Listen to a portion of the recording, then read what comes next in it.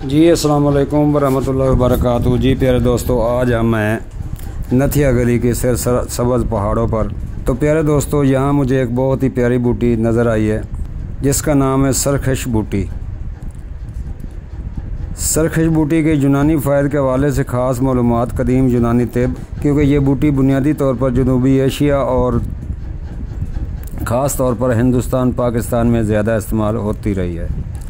अलबत्ता यूनानी तिब यूनानी हिकमत में ऐसी जड़ी बूटियों और कुदरती मवाद की अहमियत बहुत ज़्यादा है। ऐसी जड़ी बूटियों और कुदरती मवाद की अहमियत बहुत ज़्यादा है और इनमें कई लकड़ी और पौधे जल्दी अमराज और ज़ख्मों के इलाज के लिए इस्तेमाल होते हैं।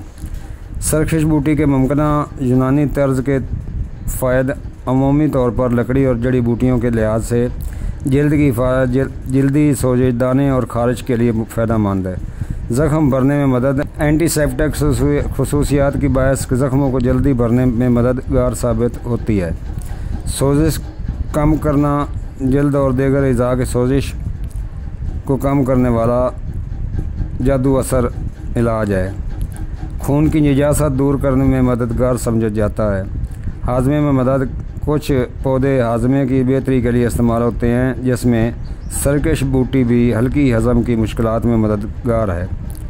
अगर आप यूनानी तिब के किसी ख़ास नुस्खे या तरीक़े इलाज में सरकश बूटी के इस्तेमाल की तलाश में हैं तो वो कम दस्तियाब है, मगर आजकल यूनानी तिब के माहिरीन भी उसे कुदरती और जल्द और जिस्म की सफाई में तजवीज़ कर सकते हैं। तो प्यारे दोस्तों, इसको सफूफ करके कावे के तौर पर भी इस्तेमाल कर सकते हैं। इसको कैप्सूल में भर कर भी इस्तेमाल कर सकते हैं और जल्द के लिए ये लेप तैयार करके भी इस्तेमाल कर सकते हैं। तो प्यारे दोस्तों, दुआओं में याद रखना। अगर मेरी वीडियो अच्छी लगी है तो लाइक और सब्सक्राइब ज़रूर करें और बेल आइकन घंटी दबा दें ताकि हर अच्छी मालूमात आप तक बर वक्त पहुँच सके। अस्सलाम वालेकुम वरहमतुल्लाहि वबरकातुहू। हकीम तारिक जवेद फ्रॉम फैसलाबाद, अक्सीर कुश्तागर व महर दिबतात।